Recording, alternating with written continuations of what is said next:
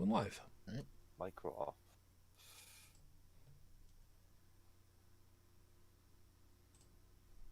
And we're live. Good evening, everyone. Welcome to Holy Crap, the Vlogcast. Vlogcast comes from a skeptical point of view to answer some of the questions of why. This Vlogcast started as a combination of spite and the Streisand effect because, well, there's all kinds of news, and sometimes there's stuff that's fun to talk about, and that's exactly what's going to happen tonight. Part of this is to follow through with the old adage that sometimes the journey is more important than the destination.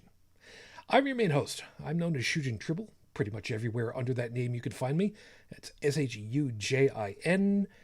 Got a little bit of a different setup for you guys tonight. Not technically speaking, but host speaking. From, well, outside of the Midwest of the U.S., which is kind of a weird way of doing this one. Joey, good to have you back, man. Hey. And ironically enough, over the water to Paris, France, Joseph. Good morning. Good morning. Yeah, you guys might recognize that we're a little light on hosts this evening. It is what it is. There's stuff going on with folks, busy, not feeling up to it, perfectly understandable, and not a worry. So the door is open for any of the guys to pop in because, you know, it's the way it works every once in a while, but we'll see how it plays out. So, of course, as always, real quick check-in with you guys. I don't know how, I mean, Joey and I, obviously, you know, we had last night to kind of touch base and everything. So I figured I'd, you know, kind of check in with you guys. How are you holding up right now? I'm doing all right. It's just been so a few personal issues that have been going on for me here lately, and mostly resolved. And Joe, how are you holding together this week? Well, I've been spending a lot of the weekend sleeping because the last few weeks have been quite rude. Because I'm the only one of my service who's actually on site. So, and the numbers aren't going down here. Well, they're going down. They've gone down from their peak, but they're slowly climbing again. So, just a countdown to vaccination time, I guess. Yeah, there is that. Since I've had it asked of me, I'm going to be pushing a lot harder after this weekend to see what kind of scheduling I can get. I'm, personally speaking, I'm perfectly happy waiting for, you know, those that really need it first to get it, because here in New York, it's been recently opened up where pretty much everybody over 16 can get vaccination. But, you know, I stay at home almost exclusively. So, you know, I'm willing to. They haven't divided distribution up into age groups. They did. They did. They had it. They had it for. I forget what the breakup was, but I do remember that there was specifically a senior citizens age bracket that was ahead of me. I don't remember exactly what that was. I think it was like 55 and older or 65 and older, whatever it was. But, you know, I'm 52-ish. Yeah, I'm 52. And so, you know, and being away from everybody, not having to deal with the public, you know, for me, it was very, very, very low priority to have to worry about getting anything. So, like I said, for me, I'm perfectly satisfied, you know, just waiting to give other folks the opportunity that would need it, you know, a little bit more than me. But, you know, I'm also hearing from folks, hey, you know, there's plenty of places that are just like, you know, waiting for people to come in. And it's like, you know, you try to be nice and try to do the nice thing and try to do right for other folks. And it's like, okay, it'll be what it'll be. So, you know, be there as it may. Starting up carpools to take people to vaccination places that actually have the vaccine, whatever. Yeah, but that runs into this. That runs into the small problem of being in a tight enclosed case where you don't know who is or isn't positive. So, Yeah. Okay. yeah, Joy. On your way to get. Yeah. Anyways, yeah, but it wasn't a reflection on you. It's just it seems that you guys over there are way ahead of us because my turn, quote unquote, isn't going to happen until the middle of May. Yeah. I'm the same age as you, sir. Well, I apologize. I'm going to be a little bit sniffly tonight because the Winter Part 2 with a Vengeance, the second coming, kind of decided to wreck my nose a little bit. Yeah, I hear you. unprepared without a coat. Yeah, and funny enough, that whole Winter Part 2 thing actually is going to show up in the horrible scopes. So Joey knows because we dealt with it last night. So we'll get around to that eventually. Maybe part 2 is a little much. Maybe it's more like the sometimes when they after the credits roll they add a little extra bit of film. Well, no. It really is Winter Part 2 with a Vengeance. Yeah. Really? Yeah, we had actual snowfall, and we had freezing temperatures for about a week, I think. Holy shit. Okay, yeah. No lie. I'm sorry. No. My entire universe is like between my place and my workplace, which is like 80 meters. Nothing wrong with that. I mean, you're in a country that's got all kinds of wine. I mean, how can we expect you to concentrate on anything other than People work do and wine? tend to complain a lot here, yeah. Be this it may. So, folks, thank you for being with us. If you enjoy being with us as we are live, of course, you can take advantage of the live chat going on. Stephanie, do see you over there. And before anybody goes asking, yeah, it's just Stephanie at the moment. Why is Felis there? Not there, I should say. I haven't the foggiest. But be that as it may, I'm sure there's a completely simple reason. The fact that I don't know what that answer is right now is the piece that is annoying me, but I'll deal with that later. In any case, to get it out of the way, first and foremost, I did go up looking information on Rafe Badawi shortly before we went to air. There is no new information. Again, double-edged sword. So, as of the recording of tonight's show, it has now been 8 years, 10 months, 6 days since Rafe was unjustly incarcerated for thought crimes. I hope the thoughts are still with you and your family. We're still waiting. We are One still thought on that. very much waiting. Yes. Well, the reason we're not hearing any news is because nobody's asking.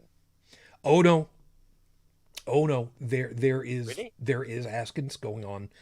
His family and his supporters have almost been annoyingly consistent with pressuring through social media, through concerted efforts to the public officials to push for the Canadian government. They've been doing what they can to, what's going on next? Pressuring pressuring the prince, who is not in not very happy personality these days either. But yeah, no, it's still going on. There is, Are they ever? yeah, but The squeaky wheel gets grease, but I mean, yeah. So they've doubled, tripled, quintupled down. yeah, I they keep trying. So Sorry. no, nothing wrong with that. So I do have, of course, as I still have my my beer collection for tonight. So you guys get to kind of help me out on this one. And Stephanie, you too. We'll see how this goes. So we've got 2 glass bottles still left. Krabby's original alcoholic ginger beer. Good luck on that. The Rochester Farian Scotch Ale. I am not a Scotch drinker, but again, reminding you, this particular collection I picked them all only because of the art style design of the containers. No other reason. Literally, that's really the reason for it. The, oh God, Schwarz beer. Schwarz? Okay, in German, a W is supposed to be pronounced like a V in English, right? Sometimes. Schwarzbier.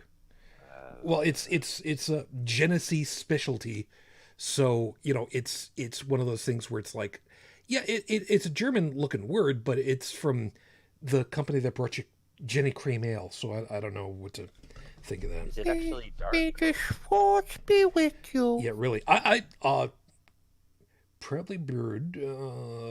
Does it say what kind of whatever it is? It doesn't really say. Genesee Specialty Schwarzbier. Just gonna have to open it to find out. Yeah, we'll see about that. And the last one, last and not least, and this one caused some contentiousness because of my pronunciations, apparently. Now, the question is, it's Reissdorf. And Rice. okay, so it's Reisdorf. K. K-O. Dorf? Well, it's... Dorf? Dorf is a castle. Well, wait a minute. Is that a K or is that an R? That looks like. Wait, what do you? Second word. I'm trying to see. I'm pretty sure that's an R. Or ooh. Yeah, that's the tell. thing. I think it's a K. Yeah. Also, we've got some screen glare on it. So Yeah, I know. There's not much I can do about it. Okay. Kolsch. Reisdorf Kolsch. Sure. Yeah, we'll go with that. Let me do a little bit of. Yeah, well, see, the problem is it's got that umlaut on the O, Yes. which doesn't exactly help either. But I don't know. Yes. Reisdorf Kolsch. Kolsch. Okay. And Stephanie is giving a thumbs up to the Krabbies. Do you guys have a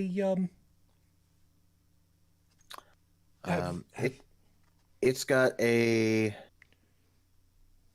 score of 87% approval on beeradvocate.com. I'm sorry. Have you met my taste buds? Yeah, that doesn't mean jack shit. It's German. Have you met my taste buds? It doesn't mean jack shit. Alcohol by volume, 4.8%. All right, which means I probably won't fall asleep in the middle of the show. All right, whatever. But you know what? I didn't go by Stephanie before, so you know what? This time, Stephanie, you're getting it. So the Krabbies Original Alcoholic Ginger Beer. I do not know if I'm going to like the ginger beer. Is it made with actual redheads? That's what I'm wondering. Let's find out. That's one way to find out. What's it called again? Krabbies. Krabbies Original Ginger Beer, or Alcoholic Ginger Beer. There it is. Yep. 12.2 fluid ounces. I'm sorry, 330 milliliters. For those of us that actually speak, real numbers. Doesn't have one on Beer Advocate. Oh well. Ooh. Got one for TotalWine.com. Got to smell the cork because Oh, there it is. Ooh. Beer Advocate. Let's see here. Urban Spice Beer. Alcohol by volume, 4.8%. Approval rating of 81. Okay. Well, this is nifty. This is a very pale one. This is actually going to fill this entire ice cream goblet. A fine product of the United Kingdom. Is it? Yes. Huh. I would not have known that. So, this is nice. This is, gold. Mm-hmm. I can't describe it any other way. It is gold, which is very unusual for me to say because I'm so used to saying it is green. And the first, Joe, were you there with everybody? No, I don't think that you were at Anthrocon when everybody started meeting up down in the down the restaurant, and I got a drink, and I brought it back to the table, and everybody's looking at me, and they're just like, "The hell is that?" And actually, I held it up, and I said, "It is green," and it was. I believe I was there for that because I believe that's when we were having poutine. I don't know about that part. All I know is that it was what I was drinking was grasshopper. And Yes, I remember the grasshopper. And the best part about it was going over to the bartender and asking for it, and the bartender just gave me this. Wait. And then you had to explain to him how to make a grasshopper. No. He actually cocked his head for a second. He looked at me really strange, and he's just like, "No, wait. I know how to make this.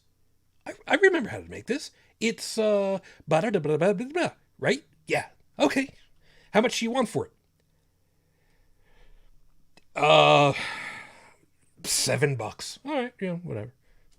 He literally couldn't figure out how much it was supposed to be. Jeez, it must have been a wonderful time for him to go ahead and try that out. So, kampai. I guess we'll try this out over here. Sláinte. Oh, that is different. Oh, that is, huh? I was going to say part of it kind of tastes like medicinal, but, this is weird. This is different.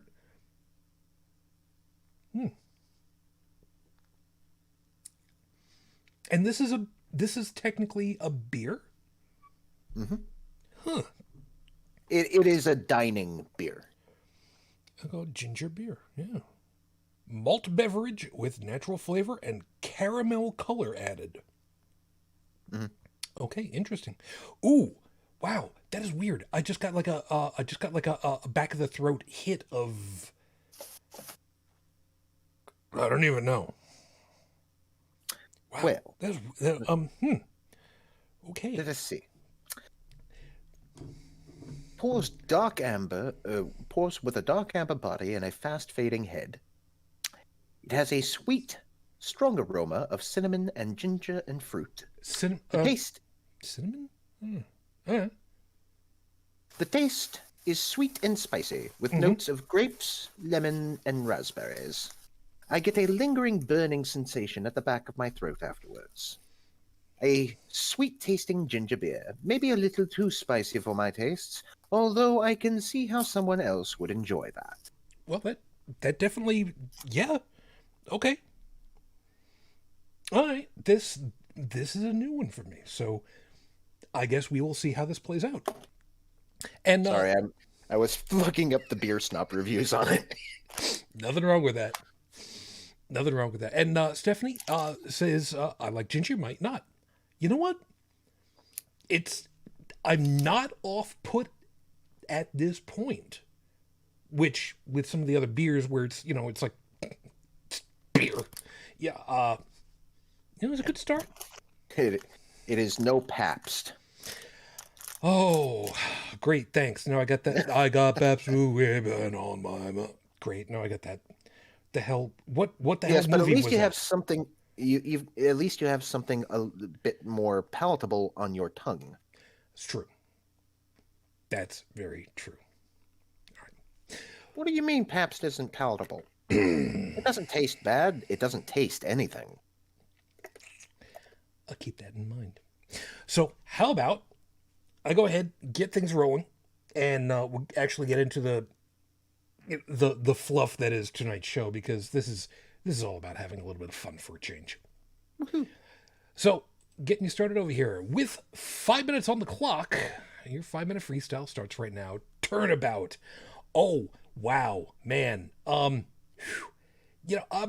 looking to have a lightweight show tonight, so this might not sound at first like it is, but it is.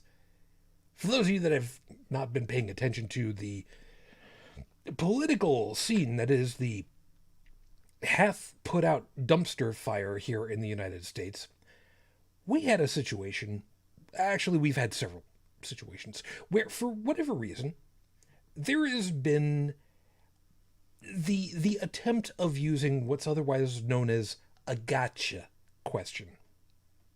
It's supposed to put somebody into an untenuous position to answer a question with a simple binary yes or no when the answer is far and away more nuanced. Stacey Abrams, for instance, here in the US, has done a remarkable job and has been asked, well, was asked earlier this week,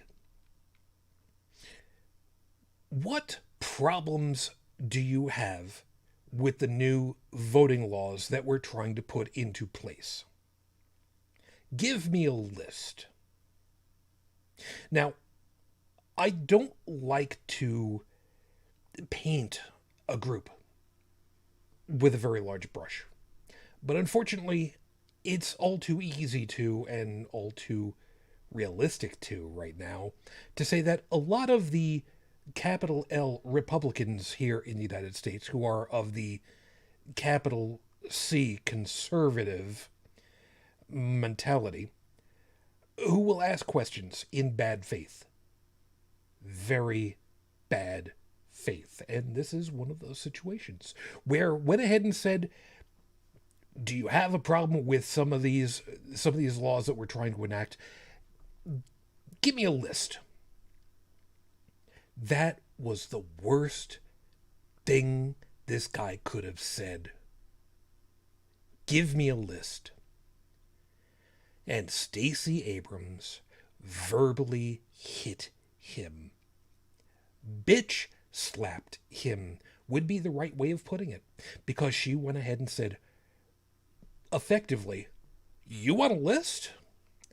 I got your list right here. Here we go. Let's go down right from the top, and started to list them off, one after the other, after the other, after the other. And the guy actually had to stop her, claiming that the problem was they didn't have great acoustics there for this meeting, so she needed to slow down so that they could actually hear and understand her. I don't think that that was genuine, but we'll give him the benefit of the doubt for a moment. So she went ahead and she listed him back again to make sure that she was clear. And with each one, this guy went ahead and said, basically, is that it? Do you have another? Are you done? He didn't say those words, but that was effectively what it was that he was trying to say. And she was not having it. You know, it's funny.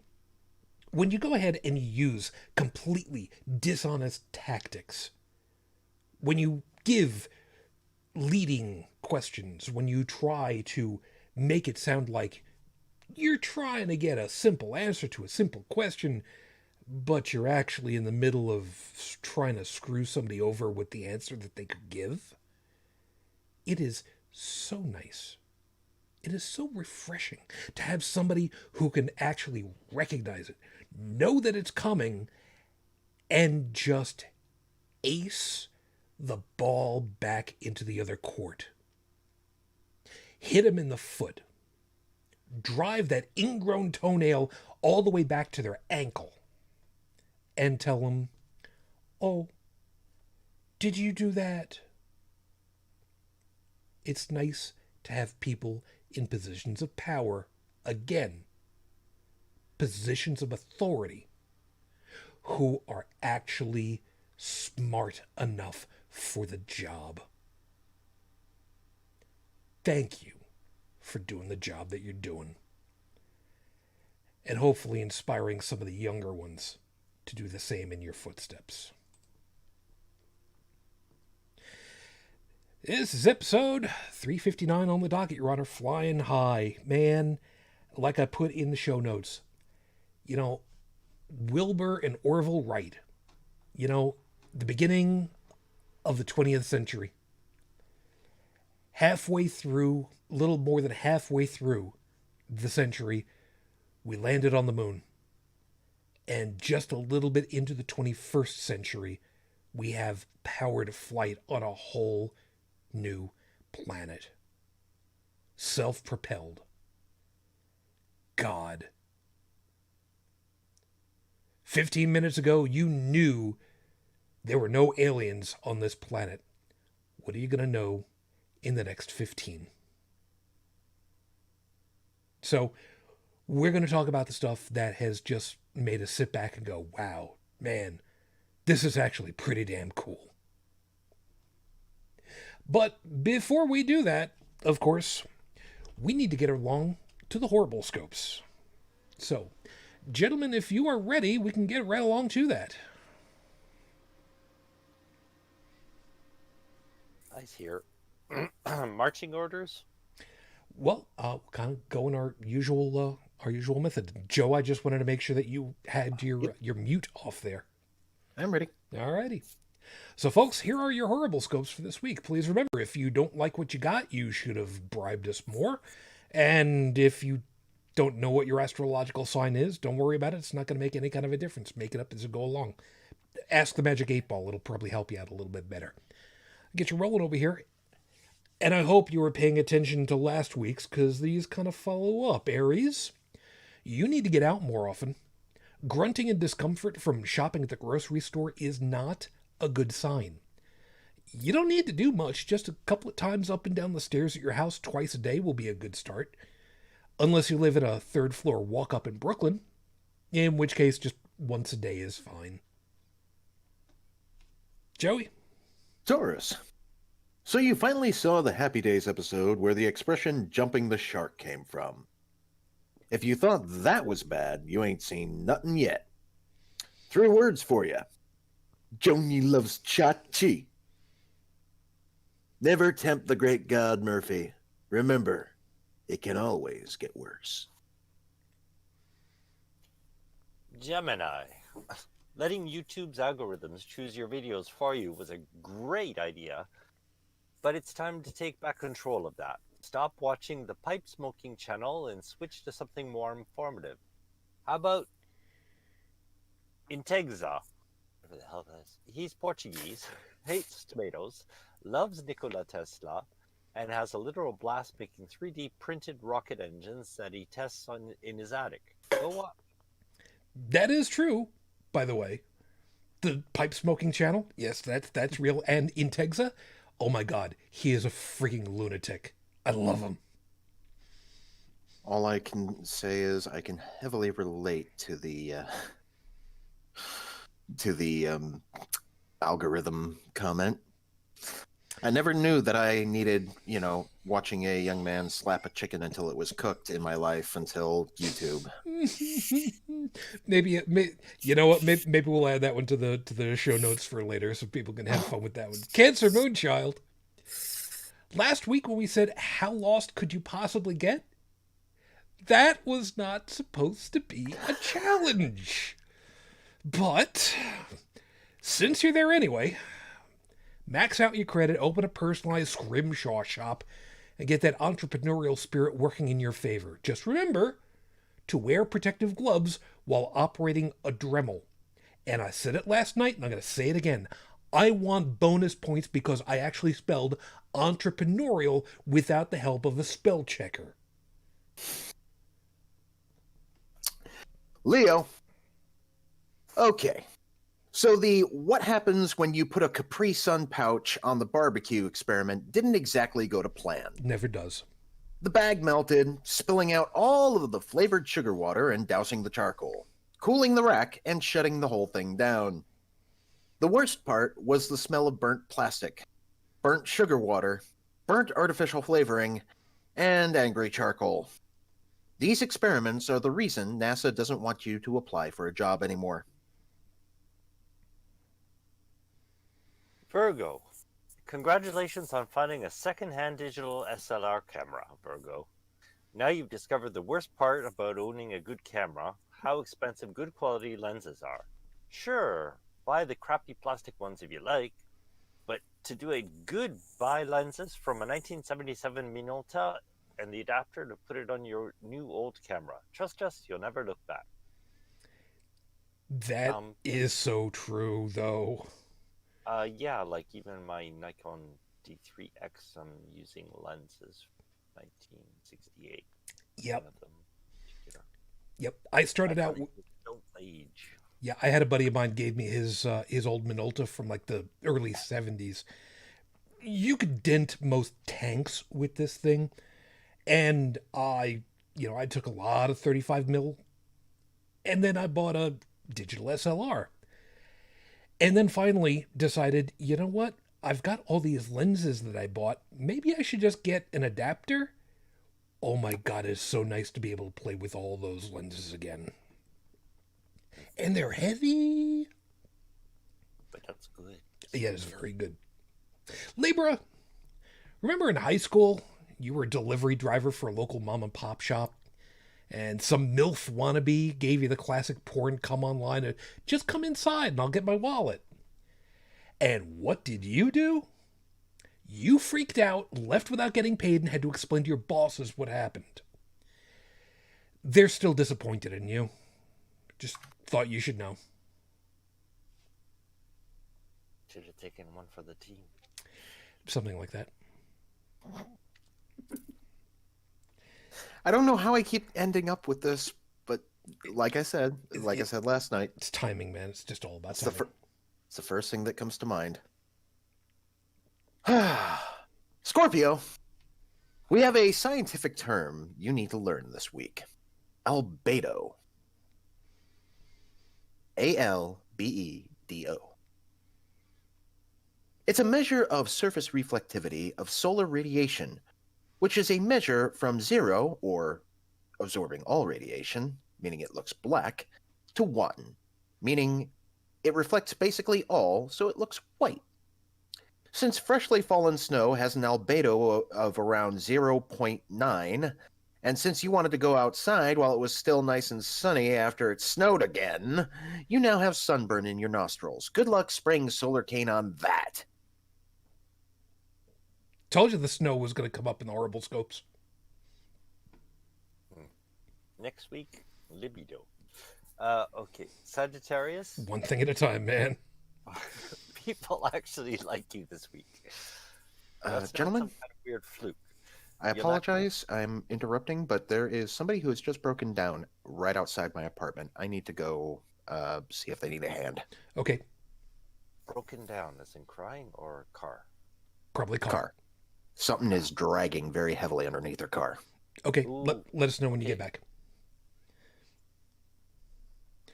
So back to it, Uh, Sagittarius. Yeah, okay, I'll start again. Sagittarius. People actually like you this week. That's not some kind of weird fluke. You'll actually say and do all the right things to help people feel good about themselves. And it's going to feel weird. Just roll with it and enjoy this experience. It might not last. Yeah, it just might not. Capricorn, you tried out the fishnets and found out what women have known for decades. Walking on that material chews up the bottoms of your feet like nothing else. Remember that the next time you ask your partner to dress up for date night. It's a bigger sacrifice for them than for you. Aquarius. Those are those elocution lessons helped. You can pronounce French sentences without stumbling all over yourself. That's quite the short-term accomplishment. Now you need to find somebody to translate last week's expression for you so you never say it again.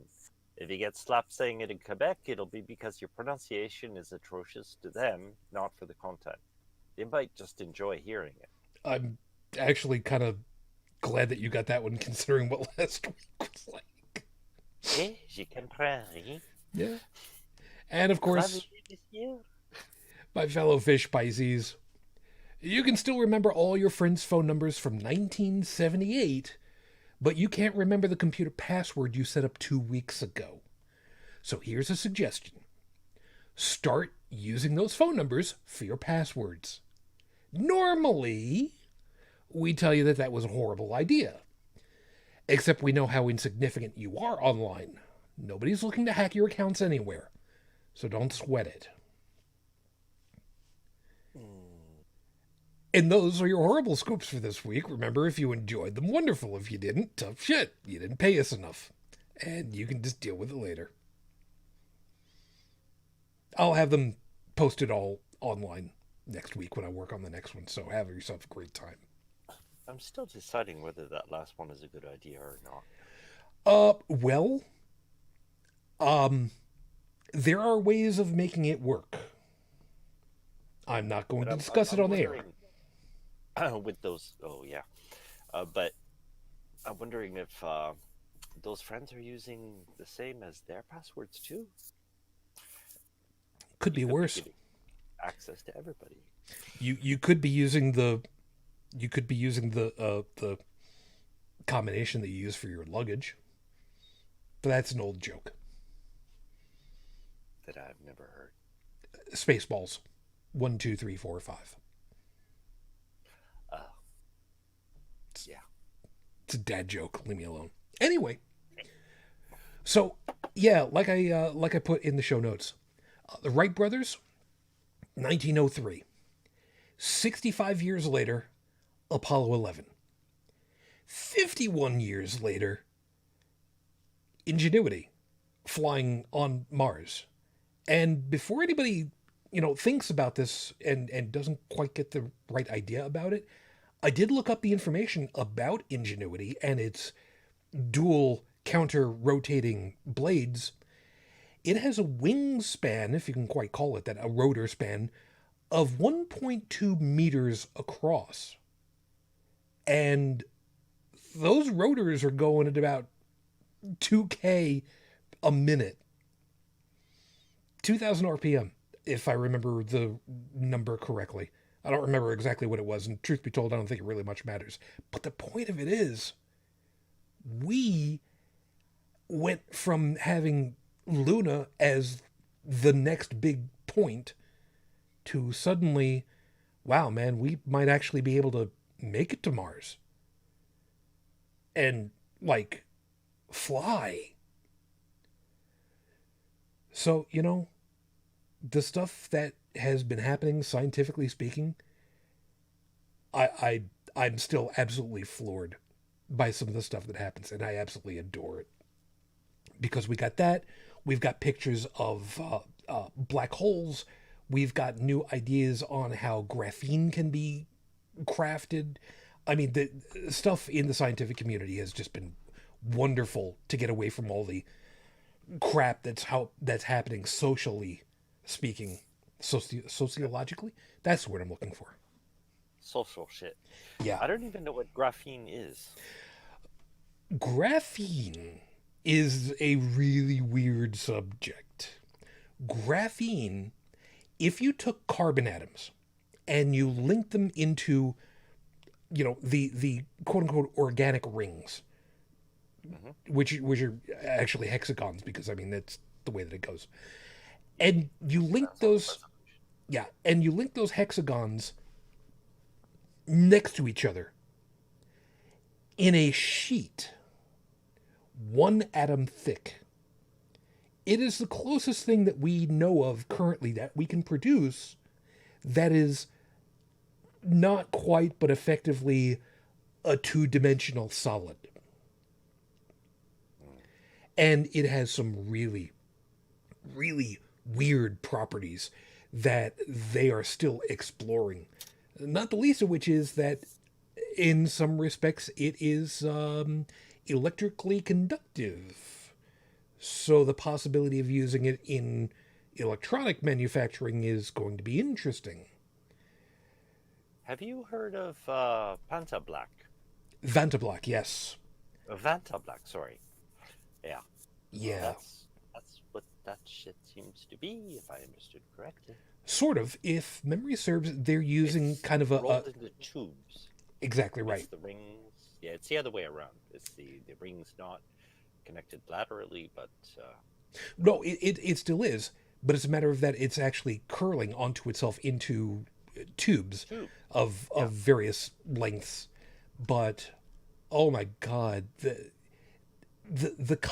considering that the concept of graphene is relatively recently drafted, and then they decided, you know what, this is really cool and all, but how about we find something that all the edgelords could really like to play with?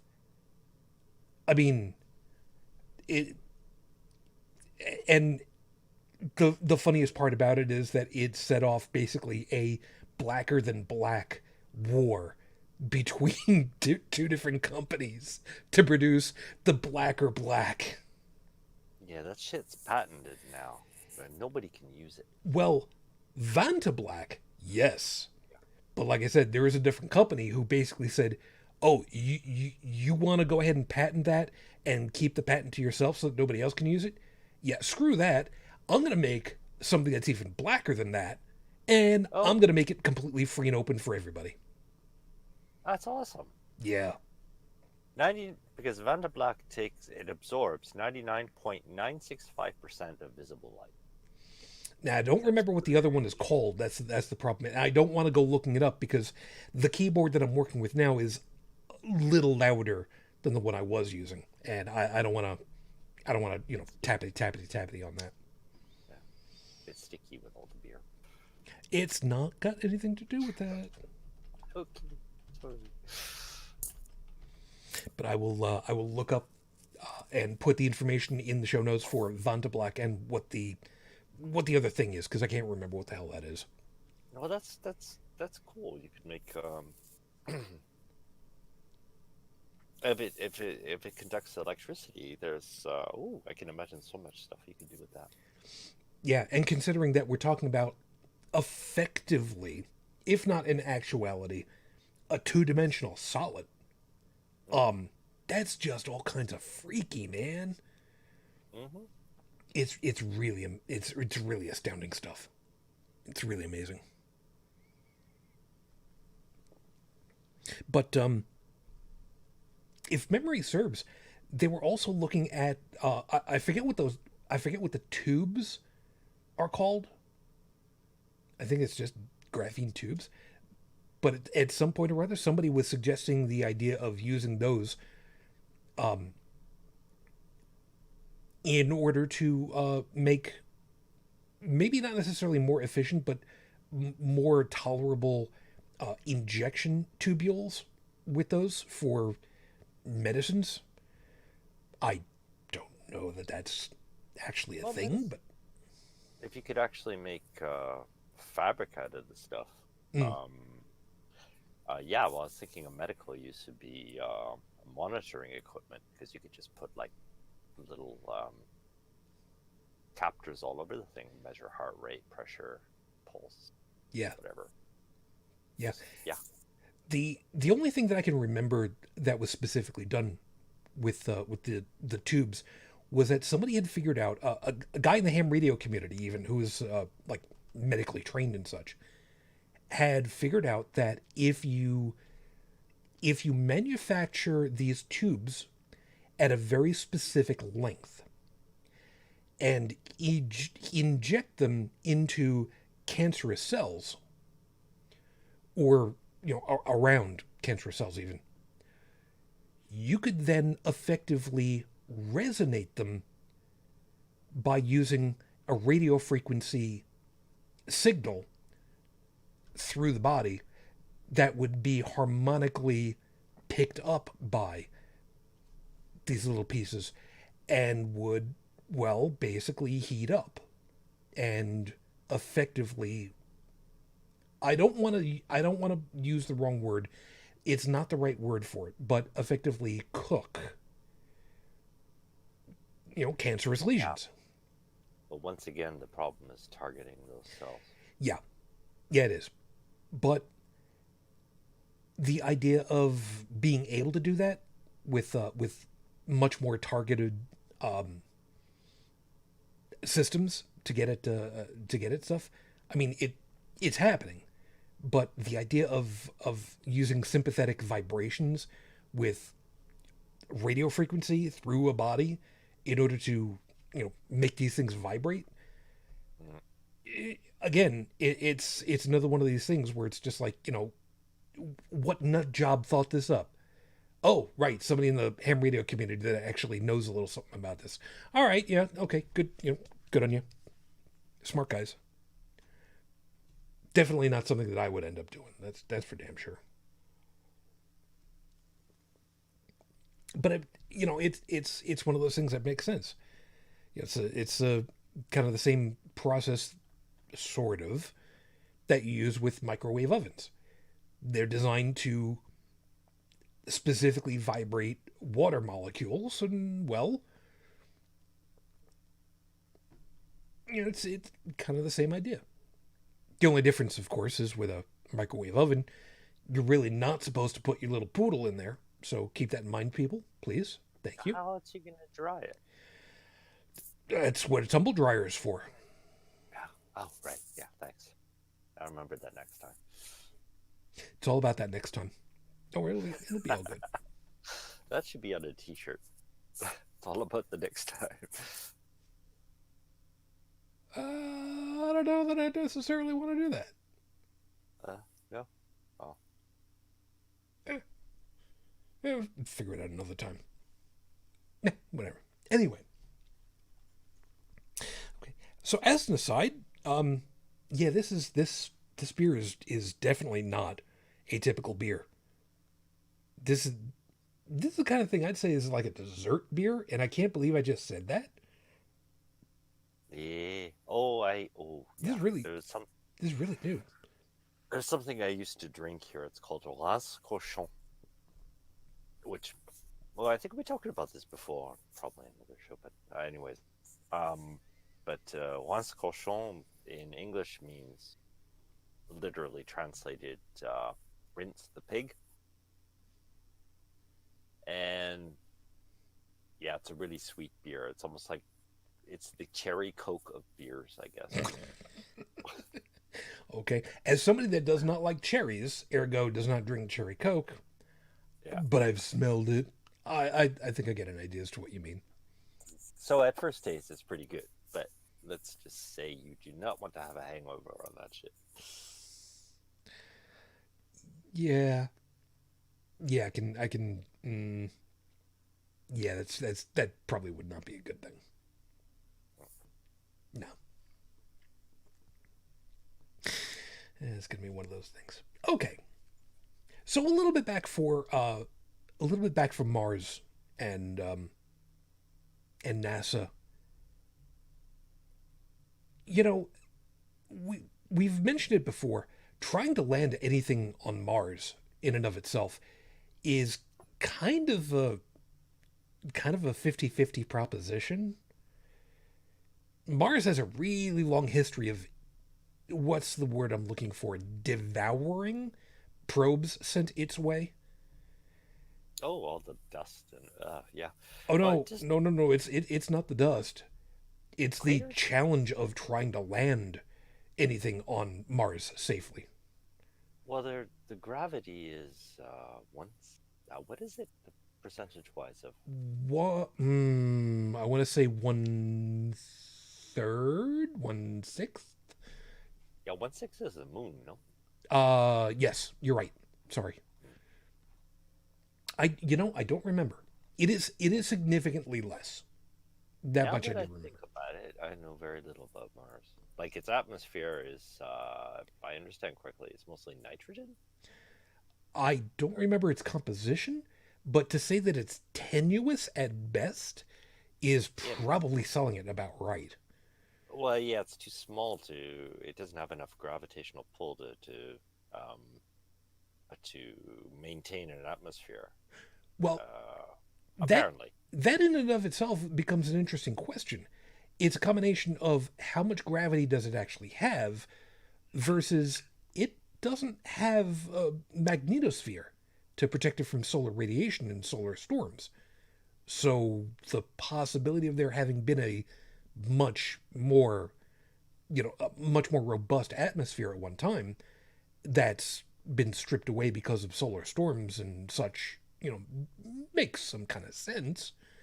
and But to have the magnetosphere, you're gonna need a molten iron core. which it no longer has.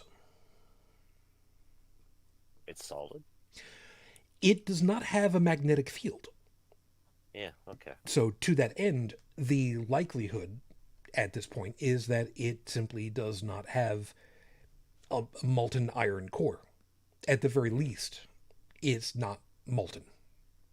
And again, it also depends on the atmospheric content because heavier atoms tend to stick around longer. Yep, it's all that mass thing going on exactly. And uh, the current um, the current listing that we've got, as far as to the atmospheric density compared to Earth, Mars is at the equivalent of 1%.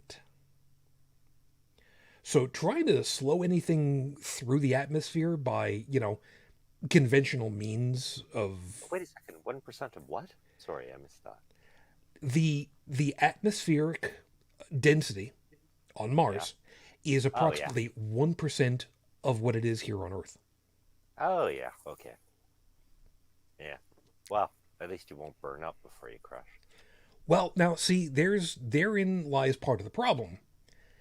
You have to aim so that you're going to not hit the ground if you come, if you keep streaking across the sky, but you need to be able to dip down to get at least some atmospheric resistance to slow down.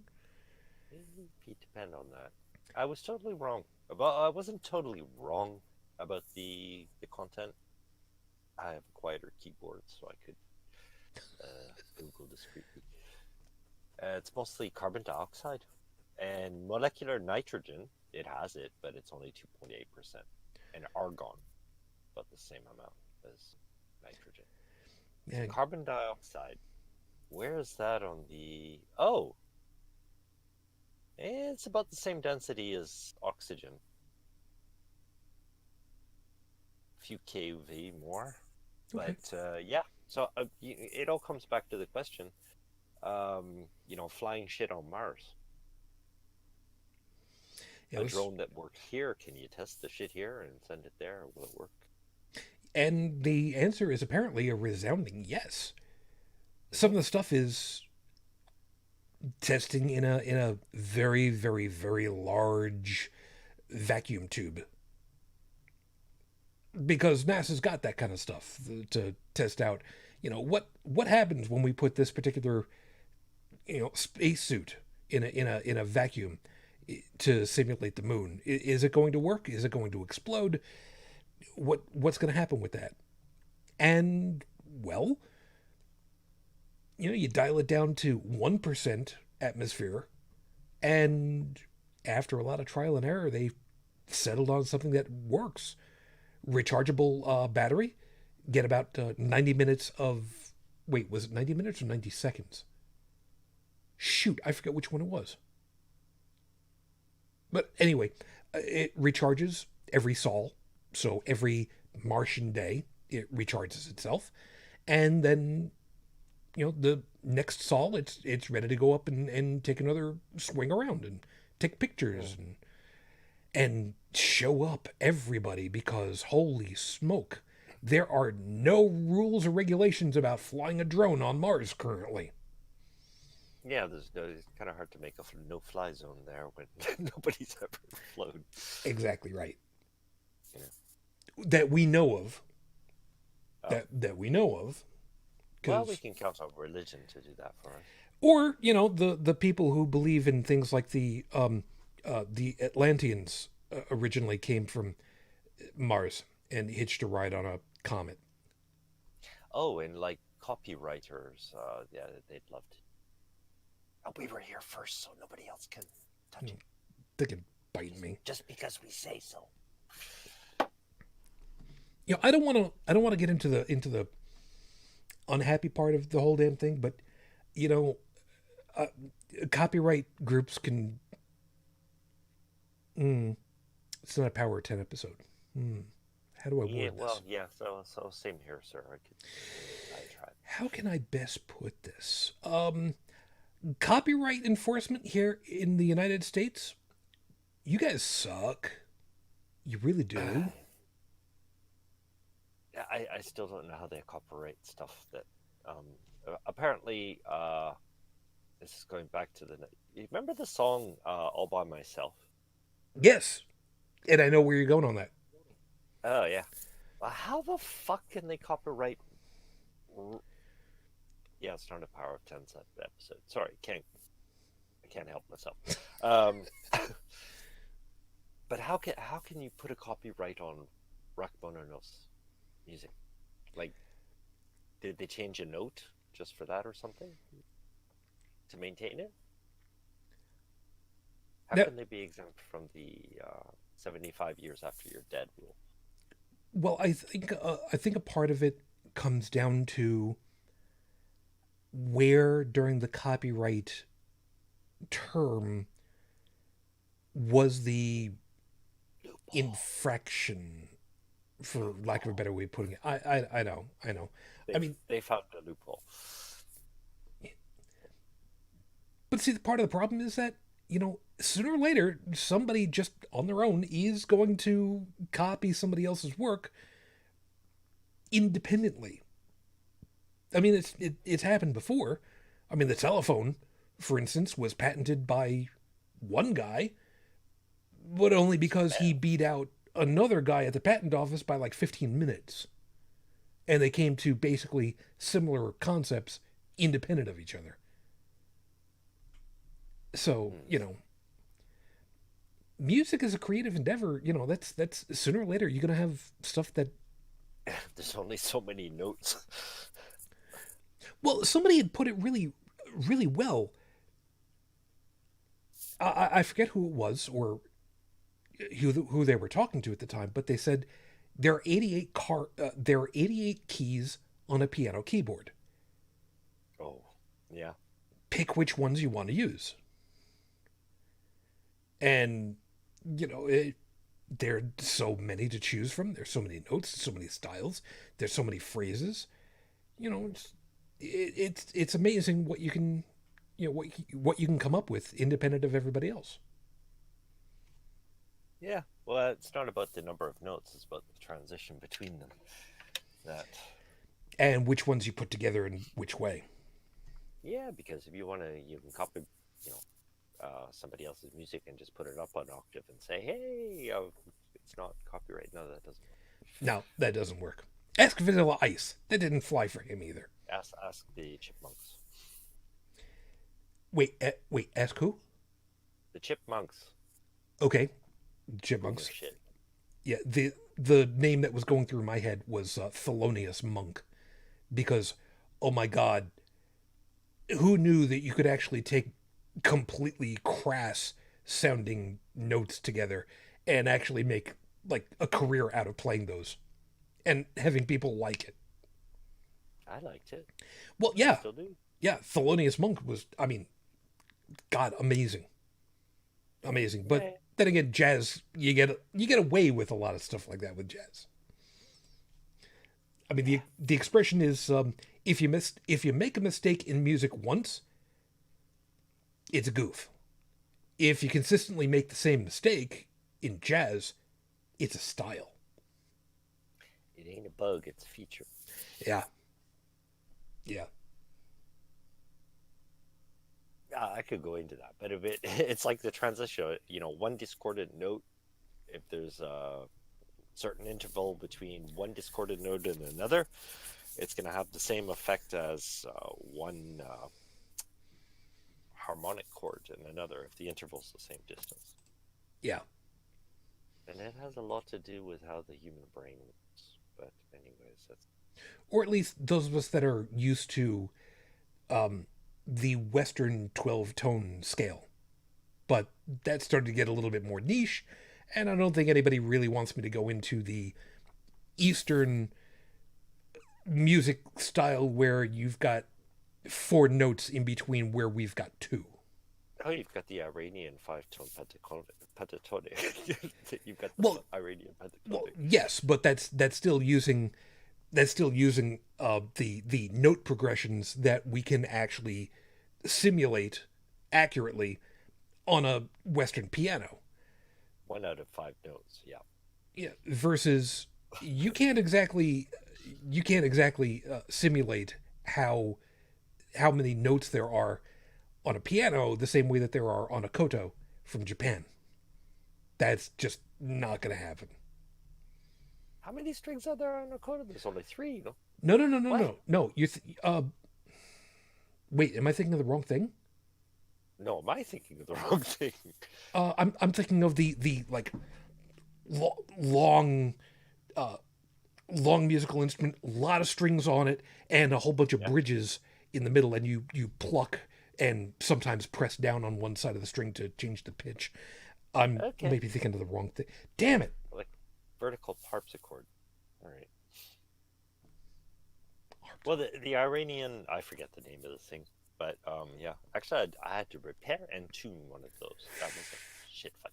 Ooh, oh, Yeah, that is. and every note is actually three strings, much like a piano actually, and you Yeah. hit it with a kind of um, well, a drumstick, but it has on the end of it a kind of form of a shoe. That was a challenge. No, I can well imagine. I don't know if you've seen. I could okay. I know this is not exactly going into the science area. I don't care for a couple of minutes. We could use a little bit of levity. Have you seen some of the performance videos that have been on YouTube where people have had strings bust in the middle of a performance on a piano? Do you know how much I tend to question that a bit? How do you break a piano? Because even in the piano action, it's limited how hard you can hit it. Agreed. It's a hammer bounce, always. It's not a unless you maintain the key. No, agreed. But there are, I mean, let's face it, they are physical wires, in some Yeah, cases cables, under very high tension. Sooner or later, there's going to be a physical, just let loose. yeah.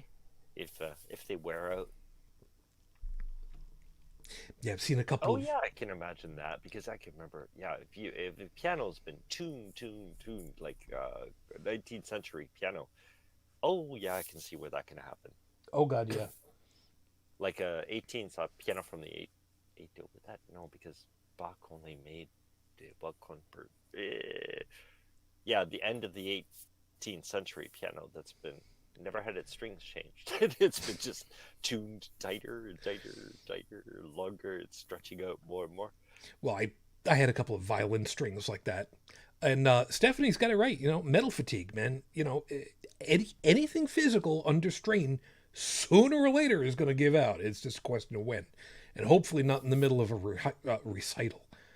And yeah, there've been. It doesn't happen often. It doesn't happen often, but when it does, it scares the living bejesus out of so far everybody that I've seen. And in some cases, there have been some really seasoned professional uh, musical performers who, yes, the show must go on, and yes, they do have to finish the piece, but you can tell they're suddenly really afraid of that side of the piano suddenly. So is that why grand pianos have lids to keep that shit from happening?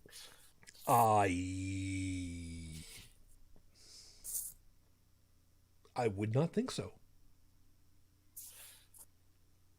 It's probably to prevent, squirrels from getting in the middle of them. So, Oh yeah. and that Grand pianos, and a nice little mess. grand pianos are gorgeous. Oh my God. There's a Peniche here in Paris. They use for a jazz studio. They've been using it since the 1950s, and it's got I forget the name of it. I think it's a Steinway from probably 1890. Just a just beautiful piece.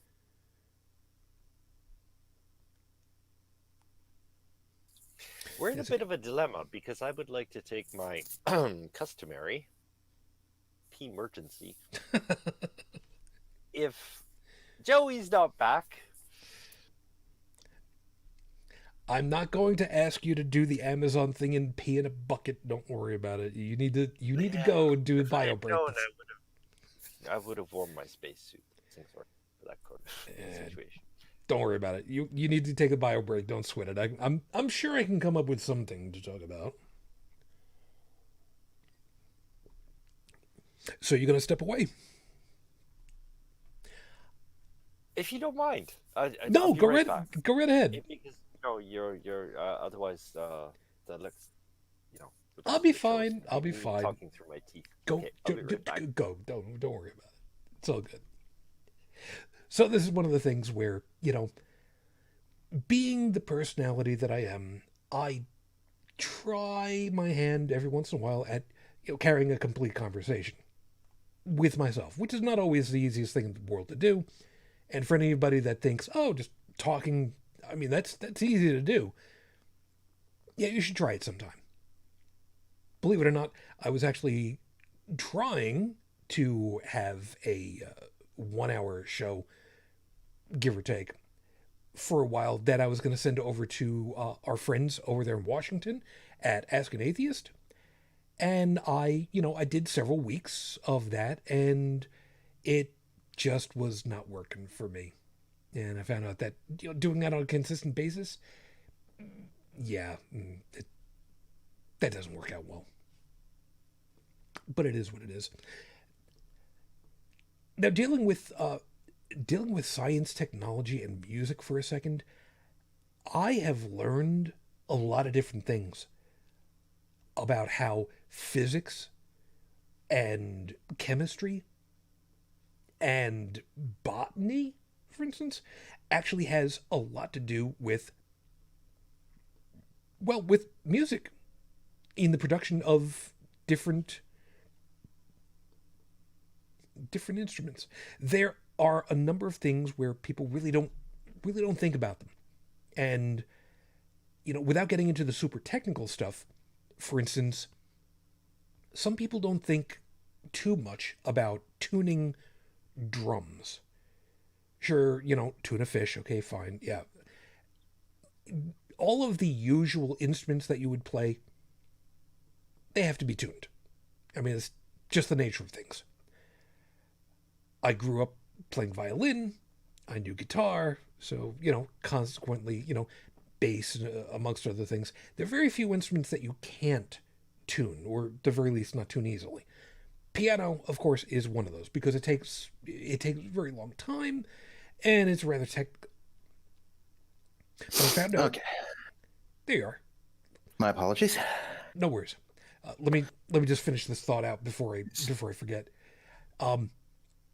So tuning different instruments is relatively straightforward for the most part. It's a matter of either length or tension. And that's why I found out that tuning bass drums, marching bass drums, was a really cool thing to do. Now, yes, you could just as easily okay, this one's supposed to be the lowest note, this one's the highest, and then just arbitrarily set the, whatever the pitches are for the rest of them. But I found out that you actually do tune them to a piano. And that was the freakiest thing in the world for me to learn. And then to learn that I could actually figure out how to do it. Because it was a combination of musical pitch and mechanical fortitude in learning how tight to make the drum skin at different points around the circle of the drum skin. And let me tell you, I hated doing it, but I loved the results. So Joe, everything's okay, I'm assuming. I mean, I don't hear any, loud, what's the word I'm looking for? Flames, for instance? Well, this driver pulled up to the stop sign literally right next to my house, and I could hear something grinding. It sounded like they were dragging something. Not the case. Oh, that's even more worrisome then. Yes, that is problematic. But Yeah. Here's the thing. I am by no means a mechanic. You just play one on TV. I am an amateur who has just read the books on his particular vehicles and has been learning as I go. And yet, with that said, I actually was able to identify exactly what the problem was and had it confirmed by the tow truck guy. Ooh.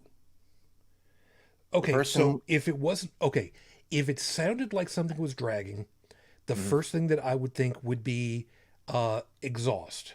If No. it's not, no, hold it. That would be the first thing that I would think of if it was that kind of sound. If it's not something that's being dragged on the ground, and a tow truck was needed, and they were coming up to a stop sign, the next thing that I would think from that sound would be either the brakes, physical, suddenly destroyed, or worse. Drive shaft. Well, actually, I was thinking more along the lines of the transmission. So Number what 3. was it? It was a tranny. Number 3. The brakes were fine. They thought it was brakes too, because every time she would touch her brake, the car would start stuttering and dragging and making that noise and almost stalling out. Funny thing is, she has the same problem that my car has. Mark? Granted, hers is a 4-wheel drive automatic. Mine's just a 2-wheel drive. But she has the same problem. Her torque converter clutch control solenoid is burnt out. Which means there's nothing telling the clutch inside of the torque converter to disengage whenever she is A, shifting gears, or B, hitting her brake. So she hits her brake, and the car is still, the engine is still connected to the transmission and still trying to push the vehicle. That's why it's grinding. That'll do it. And that loud grinding, loud enough to shake my window, by the way, big, like 4x4 Ford Excursion or something like that, big SUV. It's basically the clutch plate inside of the torque converter skipping rapidly. What's most alarming in that is that she was insisting.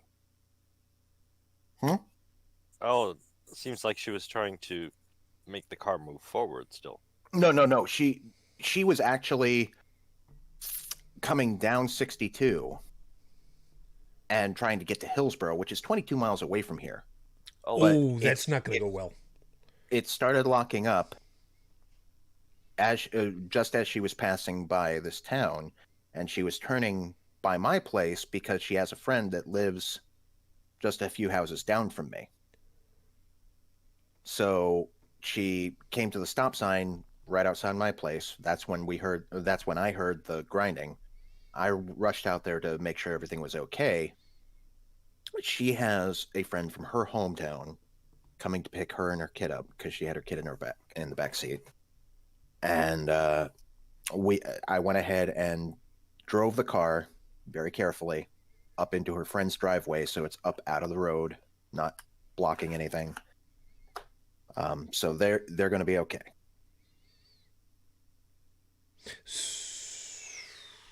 Good on you. Assuming nothing has been like torn up as a result, if it's just a matter of replacing that solenoid, the labor's a little pricey simply because they have to take off the plates and whatnot from the transmission and drain it and flush it and all that stuff. But assuming that like the torque converter hasn't been busted and it's just the solenoid's only like $40. At least mine was. Cool. Well, with labor, Yeah. depending on where you go, you're looking at anywhere between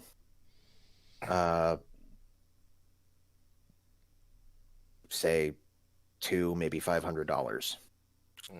How much would you charge to do it?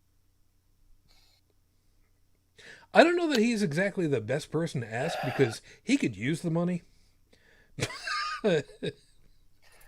Opportunity knocks.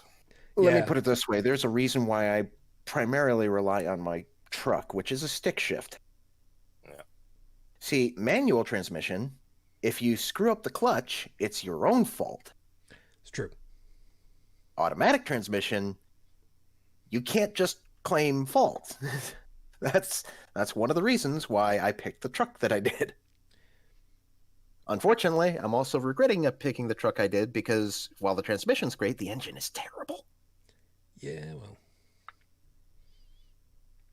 only so much you can do with that, sadly. And for the record, when I bought my car, the one that I have currently, that I bought in 2013, thank you very much, if they had the Honda CR-V in a manual transmission at that time, I would have bought it. But they don't anymore. So I'm... Did I use my F word once already tonight? I don't know. Yeah, I'm screwed. I was absent for a portion of it, so I wouldn't know. Yeah, you're all good. It's all good. What you don't know won't hurt you. No, that's no. Don't kill him. Don't kill him. Nope, not yet. If you kill him, he won't learn nothing. It's true. That's true. So anyway, here's a little something that I learned while I was looking up information. The first powered flight by the Wright Brothers. Either one of you know how long that one actually lasted? Wasn't very. 2 minutes or something? No. Not even. No, it was like the longest one that they ended up with was just shy of 1 minute. Yeah. But the very first one. No, don't go looking it up. Don't go cheating. I'm not. I'm going strictly off memory here. Okay. Because I'm talking the very, very first one. Yes.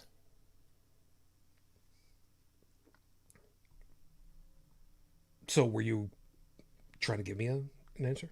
Well, I was just, like I was saying, it was a matter of seconds. It was under a minute. I remember that much. To the exact amount, I don't. Because I had to look it up. It was 3.5 seconds. Because he freaked out, pulled back on the stick, stalled the aircraft, and it dropped back down onto the ground. 3.5 seconds. That would have been a hard landing, too. Yep. But they worked it over, they put the thing back into rights, and they went ahead and eventually, after several attempts, they got about a minute worth out of it. They were going to try a little bit more, but the wind came up and took the Wright Flier and tumbled it ass over tea kettle and busted a bunch of different pieces that they could not fix there. Yeah, that'll do it. Or at all. So the Wright Flier never flew again after that. But they made it work. They made it work. Isn't it in the Air and Space Museum? I think so. The original Wright Flier? Yeah. Spirit of St. Louis is. The Wright Flier. Oh, that's a good question. I don't remember if it is or it isn't. I don't think so. Smithsonian in the National Air and Space Museum. Oh, okay. Washington. Yeah. I think I saw it way back when I was in. Yeah. Yeah, I would have seen it too back in the 70s. They have a replica in the Wright-Patterson Air Force Base museum, Air Force Museum. Of course, they also have a gigantic walk-in, 1-to-1 scale mock-up of the space shuttle. So, plus, they also have one of the shuttles out, not in the Air and Space Museum directly, but one of the adjacent. I say adjacent, but I don't mean actually physically adjacent. It's company connected. I don't know what the right term for it would be, but in one of the airfields in big ass hangar. Which, by the way, the freaking Air and Space Museum 1 year for April Fool's Day said that they were going to be displaying, and they had a picture inside the Air and Space Museum pointing up towards the roof, saying that they were going to be displaying Wonder Woman's invisible jet. And the sons of bitches got away with it. And it's not the first time that that's been done before. So it's nice to know that these guys have actually got a sense of humor. Just because they're nerds doesn't mean they have no sense of humor. That's true. That is very true. It's very true. Nerds! It's always going to be... God, that was the first time... Okay, back in the 70s, I went to Washington, D.C. with my crazy aunt. Just trust me on this one a second. And had a great trip out there. And the Smithsonian, anybody that gets the opportunity to go to Smithsonian, you need to go for like a weekend full at the minimum if you really want to see everything. Just the Air and Space Museum itself. And that was the first place that I ever had that quote-unquote astronaut ice cream. That freeze-dried crap. Now, the sad part of it is I still love that stuff. I hate it when I first take a bite into it. But afterwards, it's really disgusting. Until it's, finally, relubricated in my mouth. Basically like me and Dippin' Dots. Oh, God. I can't stand Dippin' Dots.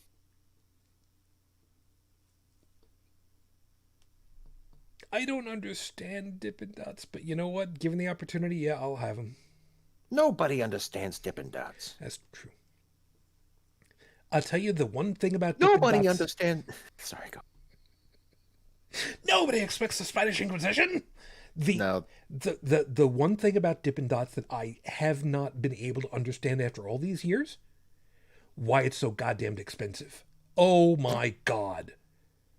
Because they can. You're getting it at a fairground or at a amusement park. Yeah. It's convenience fee. And no, where I was going with that was nobody understands cricket. You have to understand what a crumpet is in order to understand cricket. Okay, truth be told, I have never looked up how cricket is played. The closest I've ever come to cricket is drinking a grasshopper. So that brings us all the way back to the beginning of the show. Welcome down. When you wish upon and demonetized. I'm going to tell you the same thing that I told Tech a couple weeks back. No, that's not going to happen because there is no way in hell any of the systems would actually recognize that as a song. You're welcome. See, I'm allowed to get away with this with Joe because A, we're friends, and B, he knows where I live, so there's only so far that I'm allowed to get away with, and I'm allowed to get my one for the night. And that was it. I see how it is. I'm going with that. That's my one and only excuse. Chilling what I got. So maybe you can help out on this one, Joe, because while you were gone, as you see over in the host chat, we ended up on the topic of VantaBlack, and I could not remember for the life of me what the competing Uber Black was called. Do you remember? Ooh, Good. You remember the story. I mean, we've talked about it on Friday nights, I think, a couple times.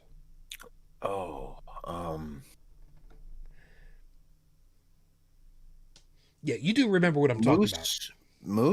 Musso? I don't know. Something like that. I'm going to look it up on Wikipedia, get the articles for the show notes later anyway. No big thing. I would have done it here with us, but as I was telling Joseph, the keyboard that I'm working with now is a little bit more clackety, so I don't want to be, hunting up stuff in the middle of everything and it tappity. Fair enough. I'm looking it up now. Yeah. Kapoor Black is VantaBlack. And yeah, the other one is Muso, Musou, Muso Black.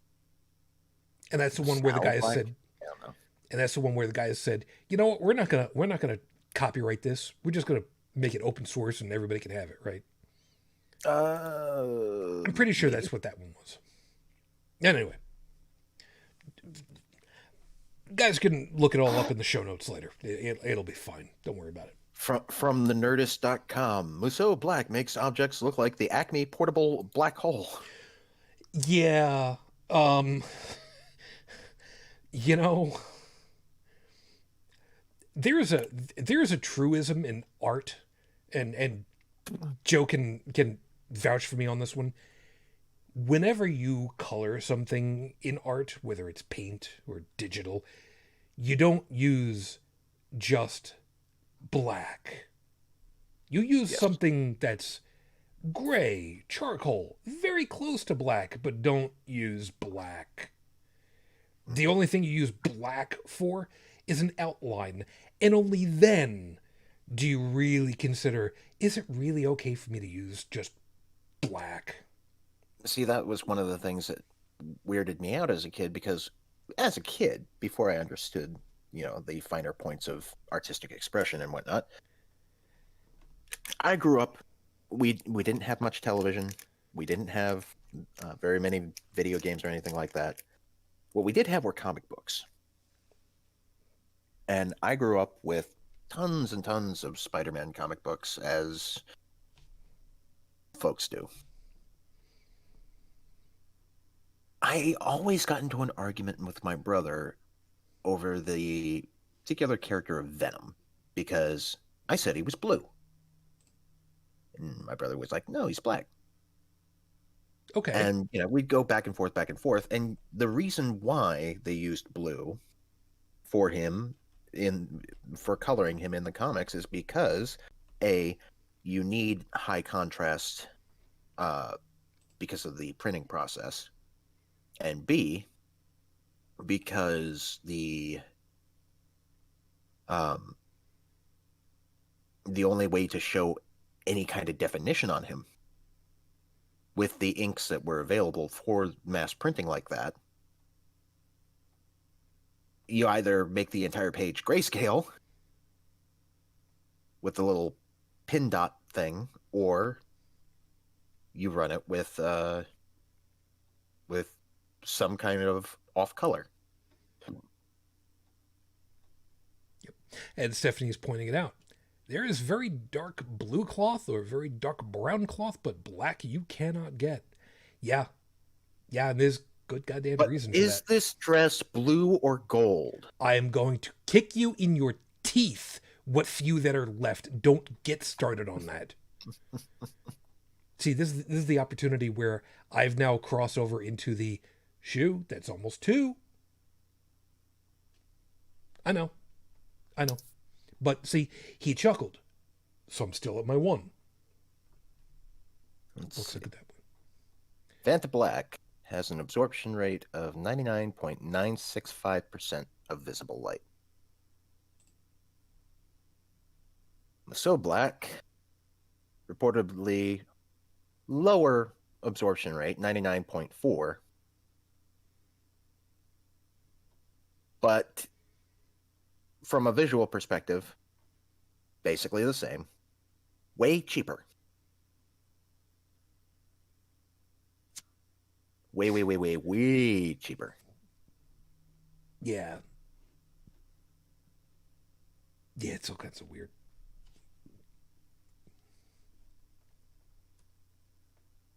Sorry about the dead moments over here. I'm just kind of like running too damn many things simultaneously in my head, and I can't get any one of them to come out correctly. I mean, that's our lives in a nutshell on the show. Yeah, that's how it works sometimes, man. It sucks, but it is what it is. No. This is me in a nutshell. Help! I'm in a nutshell. How did I get in here? That's really not. That's really not helping. I know. I'll be in my trailer. No, you won't. Because you ain't got a trailer. I know you're better than that. Technically, I do, but it's a flatbed. Yeah, there is that. I think the only other thing that I want to kind of talk about for a couple of moments is actually taking us back to the horrible scopes. The let me pull it back up again because I need to find it over here. Intexa. Put that over in there for Gemini. The Portuguese 3D modeler. His YouTube channel name is Intexa, and he's nuts. He is truly, absolutely. He's just flabbergastingly nuts. The idea that he makes that he was making a 3D printed pulse jet and made it work for about somewhere, I forget how long it was, like 10, 30 seconds before the whole thing burned through the 3D material. I mean, 3D printing is basically plastic. So you can probably imagine 1400 degrees Celsius, most plastics do not like that for very long, and they didn't. But the guy's amazing. Oh God, no! Stop! Damn it! Fucking pop-up video. Sorry, that was loud. Fortunately, we didn't hear it, so that works out to our advantage, I suppose. Also, I've used up my F words for the day. Yeah, you did. That's all right. Sorry. It is what it is. But in Texas, I mean, the amount of work that this guy has actually gone through trying to figure out stuff like the Tesla valve, how to make the... Did you know that Tesla actually came up with a turbine, a wind turbine, completely different design from everything else, where instead of using propellers, he had a circular enclosure with a bunch of circular discs inside of it, spaced next to each other, with the idea that wind would blow through the circular enclosure in a circle, because the enclosure is circular, and it would, because it's effectively operating like it's a liquid, make a vortex that would pull those discs along with it, because it's got this corkscrew effect that would then exit out through the center line of the whole damn thing. And Bernoulli's principle. Bernoulli's principle, in effect. That's how those. I don't know if you ever. No, because Bernoulli's principle was the difference of air pressure depending as to the velocity of the air pressure of a wing. In this case, there is no wing. It's a flat piece, and the air going across it is dragging by friction the discs and causing them to rotate as if it were water going through them. It's just not water, it's air, and it pulls everything along that way. So it's not Bernoulli's. It's I don't know exactly how to describe it. But I had to do a report on Bernoulli's principle. So trust me when I say I know a little something about this, because I lost part of my damn thing when I had a small problem trying to save the file on my Commodore 64 back in high school. Because that's the way that I was doing it. Trust me, I know a little something about that one. kind of similar to the way that those what are they? The wood bladeless fans work, but in reverse. God. Hate those things. Yes, Bladeless fans? that's the way that they're built, but they're not exactly. Lisa made this perpetual motion machine. It never stops. It just keeps going faster. We gotta lay down some ground rules. Lisa, come in here. In this house, we obey the laws of thermodynamics. Do you have any choice? I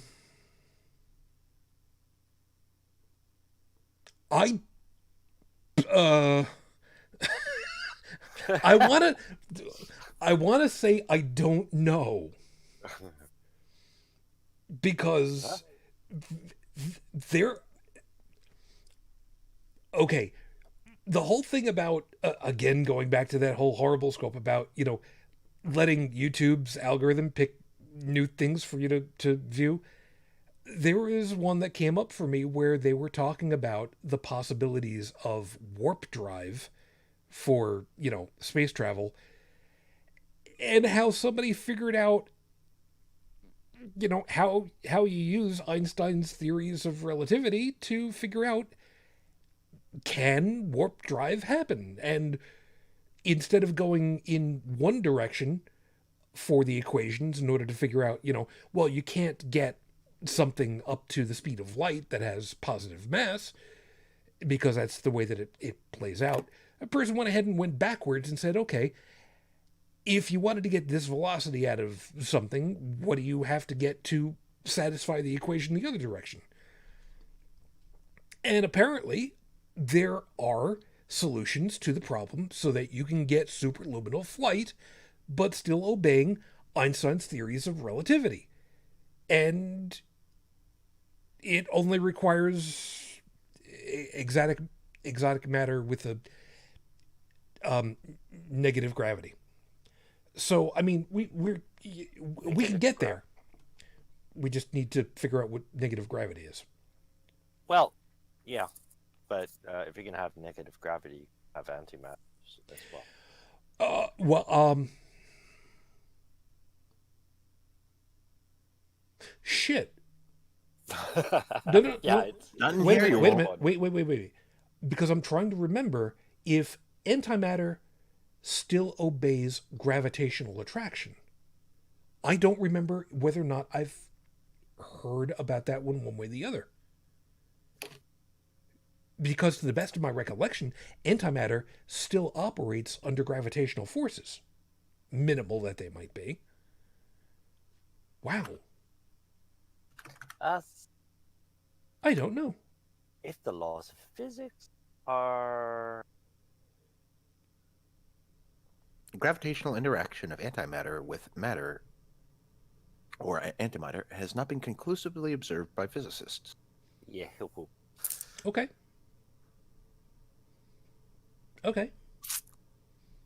Though I do remember somebody mentioning something about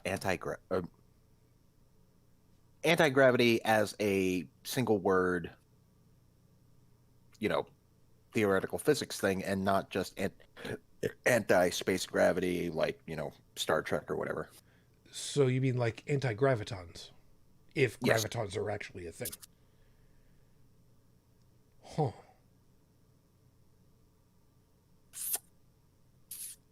Man, people keep saying that, reality is boring. Bullshit! Reality is too freaking weird, man. I love it. The idea that there could be a parallel universe like 3 centimeters away from the one that we're in now. That's cool. I don't know how that would be, but... Well, 3 centimeters. Yeah. It's kind of hard to say. You would say we don't seem to have a concept for describing that. So long as we don't end up with a Thanos snap, we're good. Oh, yeah. Well, yeah. That's a very good point. Yeah, and that's one last thing that I want to touch on. For anybody that is actually giving consideration to crossing over from this universe into another one, should there be such a thing. I'm going to go out on a limb and tell you, don't do it. Because if you go into a different universe, well, there is a very good likelihood that all of the nuclear forces that operate you probably aren't going to work the same way somewhere else. And that's going to be messy. And you thought spaghettification was bad. Spaghettification is bad. And I love how people think about they automatically assume that if there's a parallel universe to this one, then all the atoms are arranged in exactly the same way they are here. Let me put it this way. Spaghettification has nothing on subatomic dissociation. Oh yeah, yeah, Well- like your an atom in your ankle bone. Well, okay, I take that back. Subatomic Disassociation. dissociation is going to happen throughout your body instantaneously. You're not going to feel shit. Spaghettification, on the other hand, you're going to feel that. Yeah, but Yeah, there's a okay. bright side to spaghettification. I mean, we've all wanted to get rid No, of no. all of this No, no. COVID Shoot. weight. And, Shoo, and that's not a bright side. That is called the event horizon. That's just photons stuck in perpetual orbit.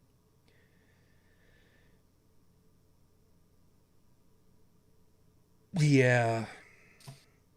But you'll be able to see your own ass briefly. Just Yeah. before it gets, as lanced. it streams by you. You'll be able to see the back of the insides of your own eyeballs. Yep. Right before it gets fried with all of those photons orbiting around. That's going to be a bad A bad day. couple million years minimum. No, but time is relative. Yeah, really, do we want to be around all of our relatives for that long? I don't think so.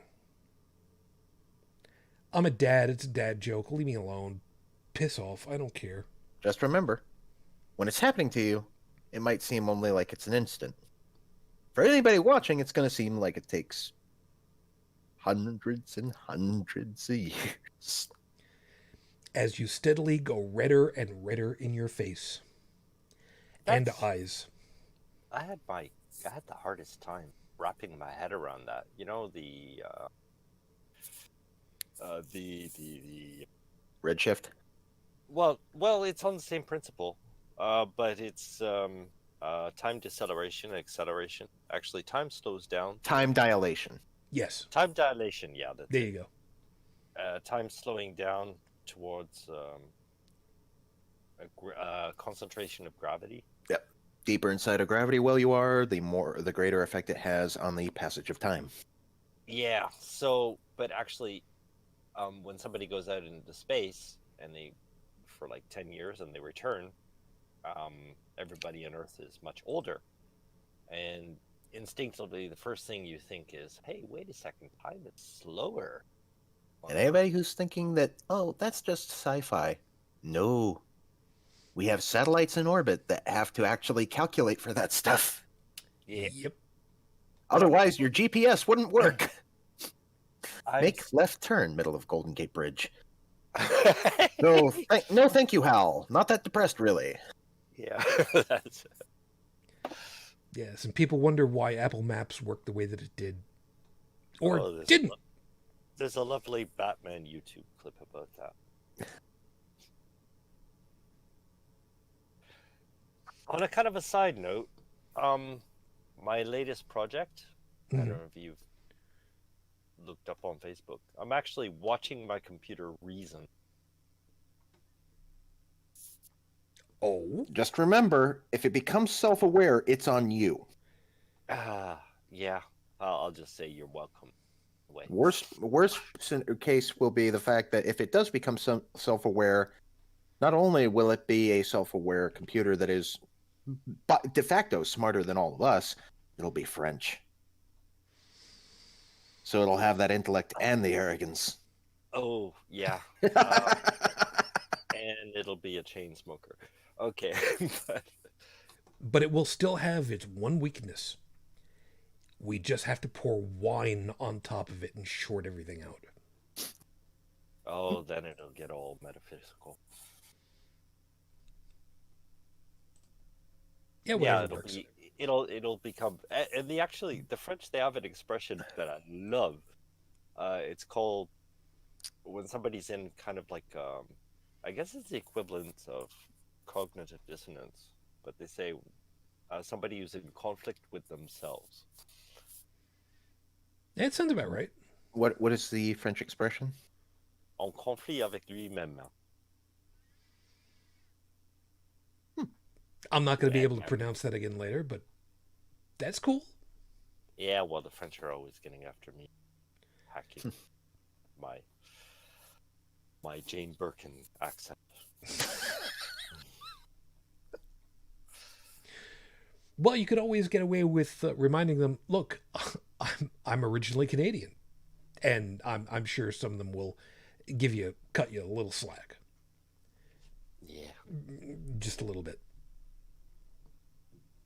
Yeah, well then they're expecting the Quebec accent, and that's something else. And at least you can get away with saying, look, I'm improving.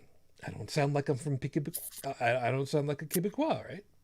Yeah. Well, je te comprends parfaitement bien. Just scream beaver at them as many times as you can. You know. Yeah, followed by a.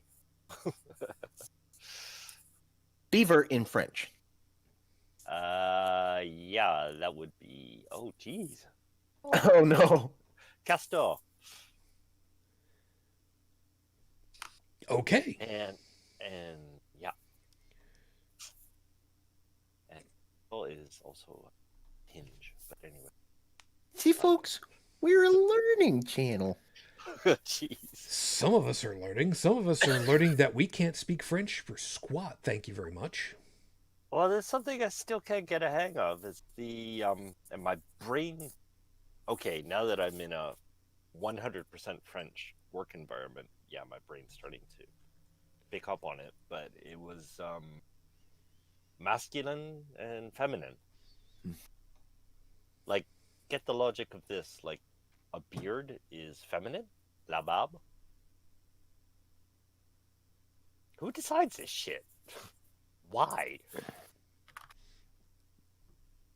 I do not know. It was a weird concept for me when I originally took Spanish. Like even this, like the penis in French is feminine. Like what the fuck? Ma beat. Yeah. The one that I always had the worst time wrapping my head around was in Romance languages. There are actually 6 forms of conjugation. And there is one form that is like never used anymore. And if I remember correctly, Oh, there's a few.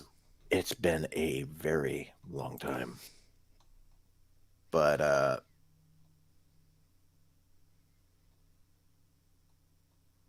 it's like the difference between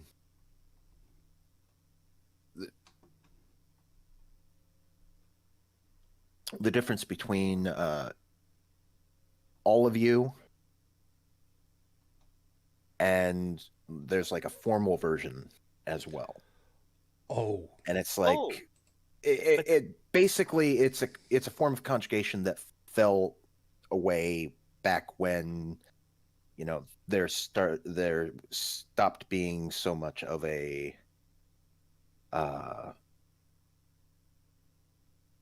divide between social classes, like the difference between nobility and peasantry. Well, the ancestor of that is the royal we, Mhm. royal you, and back in the time there would be like literally translated it'd be the past perfect. Yeah, even I can't do that. But anyways, like zoom, it's very strange. But some of that still exists in French. Like, for example, when you first meet somebody, you give them the royal you, which means like you in plural. Vous voyez, vous. You always vous voir somebody when you first meet them out of respect. Of course, nobody does that anymore. And actually, when you first see, if you see somebody in the street and you say, if you want to say the equivalent of "Hey you," if you say like "Hey toi," it's like totally disrespectful. Used to be. How did we end up here? Simple. What?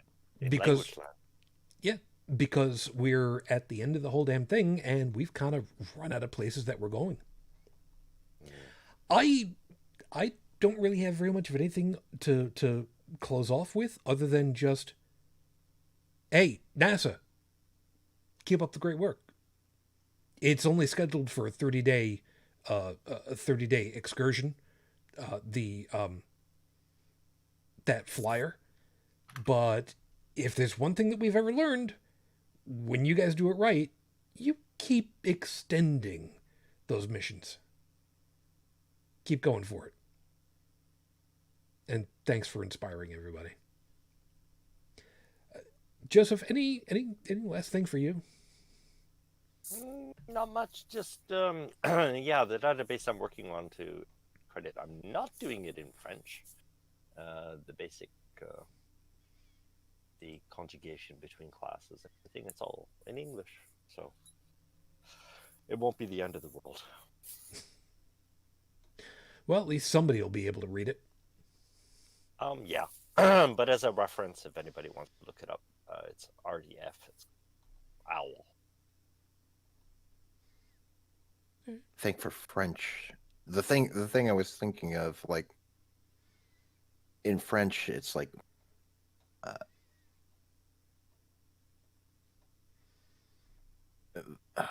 allons and allez. I don't know. Nous allons, we go, and then vous allez, which is you go, in plural. So like the you, bunch of you, y'all, you. Maybe I'm wrong. Yeah, that's really hard. Vont is not used very much anymore, is it? Which one? Vont. Oh, ils vont. Yeah. That's they go. Okay. Yeah. Maybe it's different in French than it was for Spanish. I remember there's one form. I remember from my Spanish classes, there was one form of conjugation that was like, in the modern day, it's impolite to use. Oh, really? Yeah. Okay. Because it harkens back to way back when with like caste systems and stuff like that. Oh, lovely. Yeah, because I wanted to say that, if you've got Spanish, you've got French. It's just it's the usage. I don't know how to say that in English, but No, you got it right. The common parlance. Yeah. In the area. Conjugation rules and sentence structure mostly the same throughout the Romance languages. Oh yeah. And except Portuguese, because Portuguese has to be different. Yeah. We're hiding on the other side of the mountains, trying to be different. Everybody's got to have a hobby. Joe, any last thing for you? Other than picking on the Romance language countries now? The Christians are doing a great job reconquering the Iberian Peninsula, soon to be known as Spain and not Spain. Please remain Christian. We will check back again when you least expect. Make sure that you are still Christian. If anybody hasn't seen it yet, go watch History of the World, I guess, because it is worth it. It's worth it, yes, but it is more information than you were expecting to get in 20 minutes of YouTube video. More than I think you can handle. Yep. Beyond that, was there anything you wanted to finish with? Beyond that, Car maintenance is important.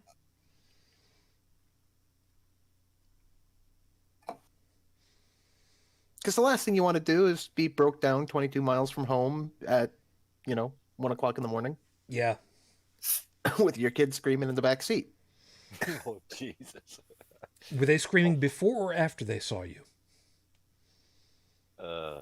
Okay, that's now my 2. Okay, that's now my 2. I'm sorry. I'm gonna blame the beer because I finished it. I actually finished it. That was actually really interesting. So, maybe try that sometime. Beer, because I need to share the blame. I have to say, Europe.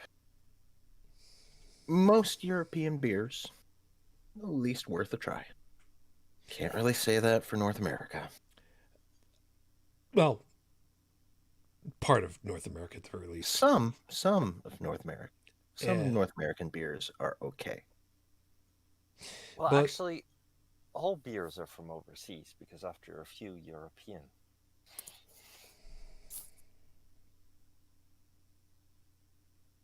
Mezcal isn't. No, it's not. Okay, thanks for ignoring. Bad joke. No. I didn't ignore it. I'm trying very hard to. I simply denied its existence. I reject your reality and replace it and substitute my own. We'll go for that. We need to go ahead and wrap up because I'm starting to get a little on the tuckered side. I have not been sleeping very well the last week, so I think now's You about a too. good time. Yeah, it's kind of the way that it's been. Yeah. So everybody, as always, thank you very much for being with us. Hope that you had yourself a good time. Had a little bit of fun, a little bit of levity for a change. And as always, hope that you found something worthwhile in all of our perspectives. Stephanie, sorry you were all alone over there tonight, but nice as always to have you.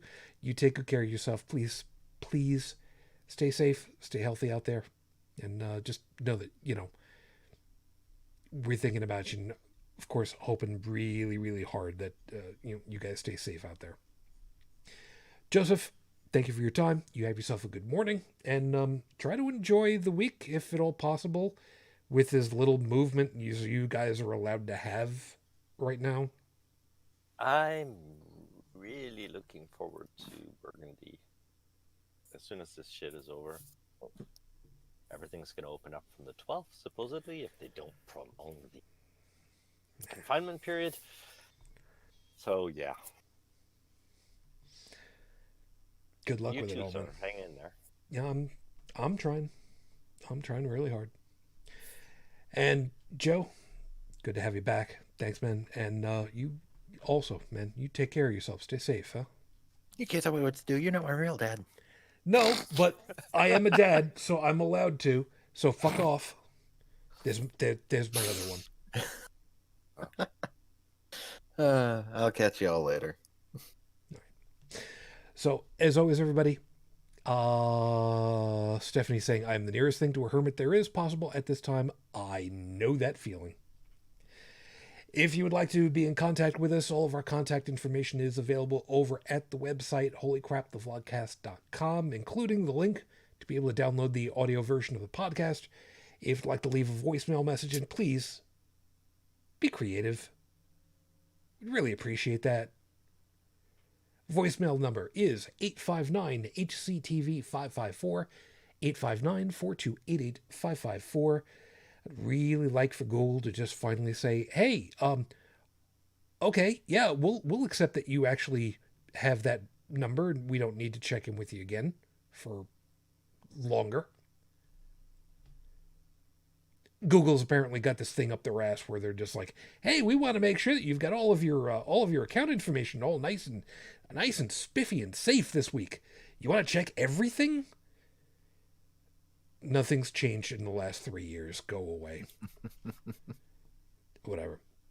But in any case, everybody, Oh, go ahead. seriously, you all stay safe, stay healthy.